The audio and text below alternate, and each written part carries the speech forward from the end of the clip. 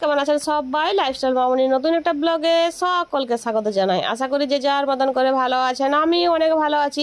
তো আজকে থাম্বনেল দেখে আপনারা সকলেই বুঝতে পেরেছেন আজকের ব্লগটা কী নিয়ে হতে চলেছে। আজকে আমি বানাবো মিক্স আমের আচার। সেই জন্য আমি এখানে বড় বড় সাইজের কেজি 5 আম নিয়েছি। আর এই যে দেখতে পাচ্ছেন এই আমগুলো কিন্তু ভালো আঠি হয়েছে। আর আমগুলো আঠি হয়েছে বলে আচারটা কিন্তু ভালোই হবে, কারণ আমের আচার বানাতে গেলে একটু আঠিযুক্ত আমেরই প্রয়োজন হয়। আর এই যে আমগুলো আমি এখন নিয়েছি, এই সমস্ত আমগুলো আমি আর কি ভালো করে ধুয়ে তারপরে আমগুলো কেটে নেব। আর যেহেতু আমি সবজির মিক্স আর কি আমের আচার বানাবো, সেই জন্য আমি কয়েকটা সবজিও নিয়েছি। তো এই মুহূর্তে একটা কথা আপনাকে বলে দিই, যে সকল নতুন বন্ধুরা আমার এই মুহূর্তে ভিডিওটা দেখছেন তারা অবশ্যই আমার ভিডিওটা দেখার পরে একটা লাইক করবেন আর আমার চ্যানেলটাকে সাবস্ক্রাইব করবেন। আর এই যে দেখতে পাচ্ছেন এখন যে সবজিগুলো আমি নিয়েছি এইখানে রয়েছে, তো গাজর নিয়েছি, কাঁচা লঙ্কা নিয়েছি, টমেটো নিয়েছি, লেবু নিয়েছি। আর এই সমস্ত সবজিগুলো কিন্তু আমি ভালো করে ধুয়ে তারপরে আমি সবজিগুলো কেটে নেব। আর আমগুলো ভালো করে ধুয়ে তারপরে আমি আমগুলো ছোট ছোট করে কেটে নেব সাইজ অনুযায়ী। আর এই যে দেখতে পাচ্ছেন এখন আমগুলো ভালো করে আমি কেটে নিয়েছিলাম। আর কেটে নেওয়ার পরে লবণ হলুদ মাখিয়ে ঘন্টা 5 মতন ঢাকা দিয়ে আমি রেখে দিয়েছিলাম। আর এই যে রেখে দেওয়ার পরে আমগুলো আমি এখন তুলে নিয়েছি জল থেকে। আর আমের গায়ে তো প্রচুর জল থাকে, তো লবণ হলুদ মাখিয়ে রাখার কারণে কি হয়, আমের থেকে যে জলটা বের হয় সে অনেকটা জলই বের হয়। আর এখন এই যে দেখতে পাচ্ছেন কতটা জল আমের থেকে বের হয়েছে, তবুও যতটা আমের থেকে জল বের হয়েছে সেটা তো আছে, আর যতটা জল আমের মধ্যে আছে এখনও, সেই জন্য আমি আর কি এই আমগুলো এখন আমি রোদে দিয়ে নেব। তাহলে কী হবে, আর আমের গায়ে একটুও জল লেগে থাকবে না। আর আচার বানানোর জন্য কিন্তু জল থাকলে চলবে না আমের গায়ের মধ্যে। আচার বানাতে গেলে কিন্তু আমের থেকে যে জল, সেই পুরো জলটাই আচার বানাবার আগে আমের থেকে বের করে নিতে হবে। সেই জন্য আমি এখানে যে আমাদের এখানে তো রোদ আছে, আর যাদের এখানে রোদ নেই তারা আপনারা অবশ্যই ফ্যানের তলে রেখে দেবেন, কারণ এটাতে বেশি রোদের প্রয়োজন হবে না। ওই যতটুকুন জল আছে সেটা বের করে নিলেই হবে আর কি। তাহলে কি হবে, আচারটা নষ্ট হবে না, আচারটা বহুদিন পর্যন্ত ভালো থাকবে। সেই অনুযায়ী আমি এই যে কয়েকটা পেপার নিয়েছি, আর এই পেপারের মধ্যে আমি আমগুলো একটা একটা করে এখন রোদে শুকোতে দিয়ে দেবো। বেশিক্ষণ আমি রোদে রাখবো না, কিছুক্ষণের মধ্যেই আমি আমগুলো আর কি তুলে নেবো। তো এখন আমাদের এখানে তো অনেকটাই রোদ, বেশি সময় লাগবে না। আর এই যে দেখতে পাচ্ছেন সমস্ত আমগুলো যেগুলো আমি কেটে নিয়েছিলাম, নুন লবণ হলুদ মাখিয়েছিলাম, সমস্ত আম আর কি সবজি সব কিছুই আমি এখানে রোদে রেখে দিয়েছি। কিছুক্ষণের জন্য আমি এখানে রেখে দিয়েছি, তারপরে আমি তুলে নেবো। ততক্ষণ আমের যে মশলাটা বানাবো সেই মশলাটা আমি এখন এই যে রেডি করে নিচ্ছি। তো কি কি মশলা নিয়েছি সেটা আমি আমাদেরকে দেখাচ্ছি। আর ওইখানে একটা কড়াই বসিয়েছি, কড়াইটা গরম করতে দিয়েছি, তারপরে যে সমস্ত মশলাগুলো আমি বের করে নিচ্ছি। আর বের করার পরে আমি মশলাগুলো সব ভেজে নেবো। আর এই যে কি কি মশলা নিয়েছি আপনারা তো দেখতেই পাচ্ছেন, এখানে আমি শুকনো লঙ্কা নিয়েছি, 5 ফোড়ন নিয়েছি, গোটা জিরে নিয়েছি, গোটা ধনে নিয়েছি, মৌরি নিয়েছি, জোয়ান নিয়েছি, আর নিয়েছি সাদা সর্ষে। আর এই মশলাগুলো সমস্ত মশলাগুলোই আমি আর কি ভালো করে ভেজে নেবো। তো মশলাটা ভাজার সময় আপনারা একটা কথা অবশ্যই মনে রাখবেন, যাতে মশলাগুলো পুড়ে না যায়। মশলাটা যদি পুড়ে যায় তাহলে কিন্তু আচারের টেস্টটা ভালো হবে না।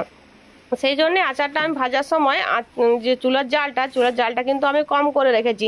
কম আছে আস্তে আস্তে করে আমি সমস্ত মশলাগুলোই ভেজে নেব। আর মশলাগুলো লাল লাল করে ভেজে নেব। আর লাল লাল করে মশলাটা যখন ভাজা হয়ে যায়, মশলাটা থেকে একটা খুব সুন্দর গন্ধ বের হবে, তখন কিন্তু মশলাটা আমি নামিয়ে নেব। আর সেই অনুযায়ী এই যে দেখতে পাচ্ছেন এখানে আমি সমস্ত মশলাগুলো এখন কড়াইয়ের মধ্যে দিয়ে ভালোভাবে মশলাগুলো আমি ভেজে নিচ্ছি। হালকা আছে অবশ্যই আপনারা ভাজবেন।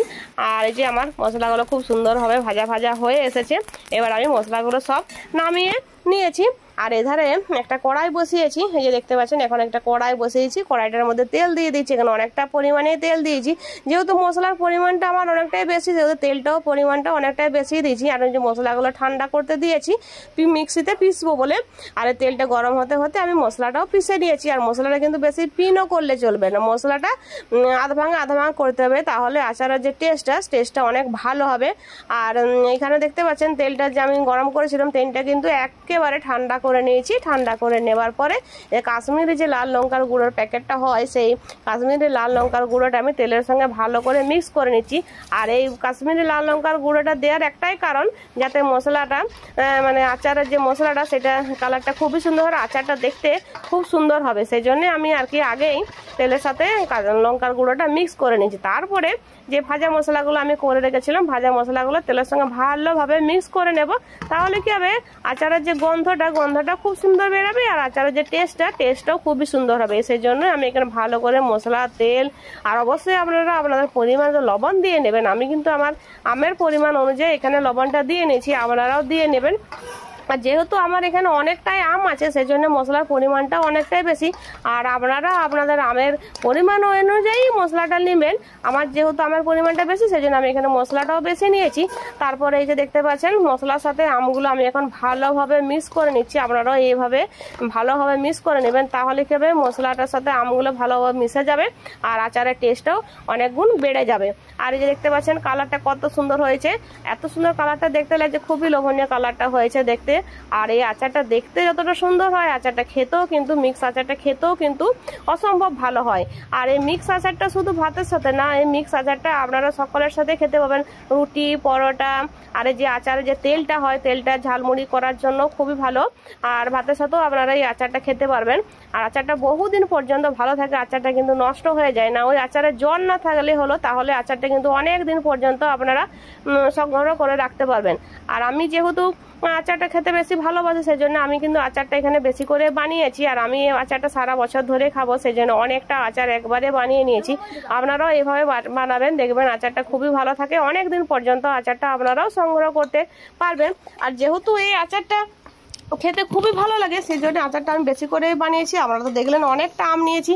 আর বাজারে তো আপনারা দেখেছেন এই মিক্স আচার অনেক দামে বিক্রি হয়, কিন্তু যদি ঘরে এরকমভাবে বানিয়ে রাখা যায় সেহেতু বাজার থেকে তো আর কিনতে হয় না।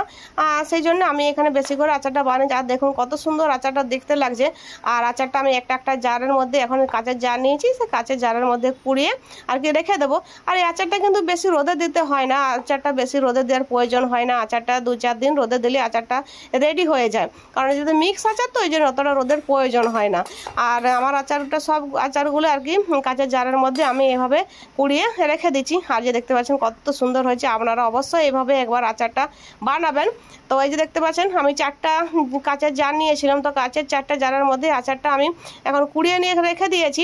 তো এইভাবে আমি এখন আচারটা রেখে দেবো। আপনারাও অবশ্যই এইভাবে একবার আচারটা বানাবেন, দেখবেন মিক্স আচারটা খেতে খুবই ভালো হয়েছে।